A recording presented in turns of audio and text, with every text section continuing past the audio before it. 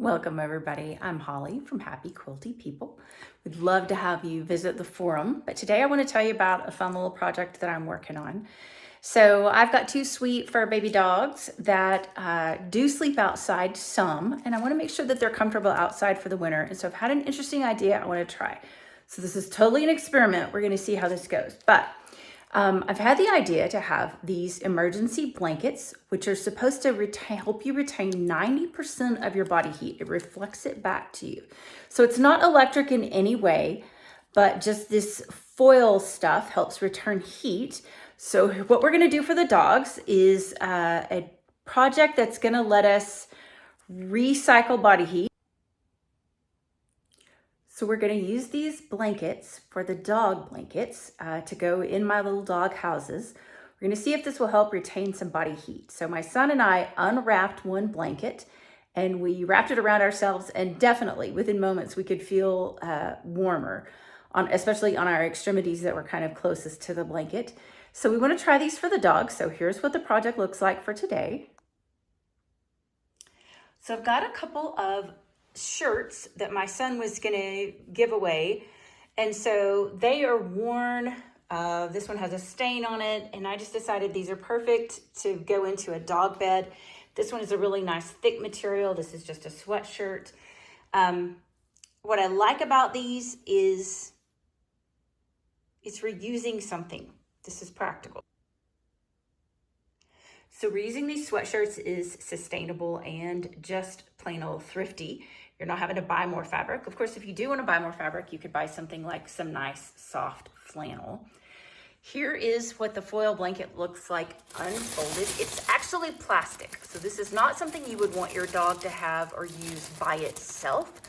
So here's the plan. We're going to take one of these little foil emergency blankets, cut it to the size of the shape of the body of our sweatshirt, and then we're going to stuff it between two layers of batting, then sew it together. And what I'm going to do is I'm just going to lob off the arms, sew that seam up, so I'm making like a pillowcase, stuff in a layer of batting, the foil piece, and then another layer of batting on top. I think that will help to deaden the sound of it. And then I'll sew up the bottom seam just like it's an enclosed pillowcase. I'm not worried about being fancy. This is going to be in the doghouse. It's going to get dirty, but it will be washable. We are going to need to make some kind of stitches in the center of the shirt to hold the foil in place. So this doesn't have to be fancy quilting. You could do this with a tie if you felt like your dog wouldn't eat it. The reason that I think that this is an experiment is because I've got one dog who is going to love something nice and cozy and warm, but my other dog, if there's a squeaker involved, wants to eat it. So I'm not sure how he's going to feel about the sound of the rustly stuff inside. So we're going to have to see how that goes. So clearly, this is not a forever kind of a product. I do think it will last through many washings, but it's not going to be something that I would put in the dryer, and I don't think it's going to last forever, but that's okay. We all know dog beds get dirty, and so this is something that, because we're reusing some old shirts, we can feel good about that we've made the most of the products that we have. All right, so I've realized an easier way to work with our shirts, instead of cutting off along the shoulder, the arm seam at the shoulder area, what we need to do is from the side seam of the garment go straight up. That's going to keep that boxier shape, and I think it will make it a little bit easier to stuff when we get to putting the filling in. Whoops. Okay, so I wanted to show you. Here's one that I did where I followed that seam, and it ended up so curved. And then versus straight, that's just going to be a straighter line to stuff.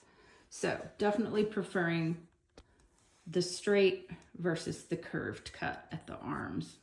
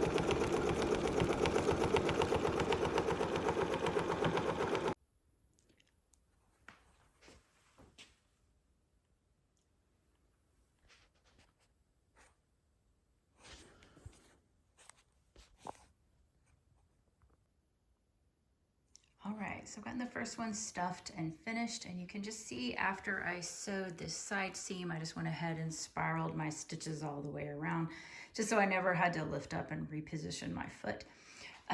Because I've probably got about 4 layers of batting in here, plus the blanket, plus kind of a plush shirt. I'm really pleased with how quilted and puffy this looks. Here's the sound of it. So it does still make some noise. So now it's time to go check it out, see how the dog likes it. Just scratch it. Can you settle, bed?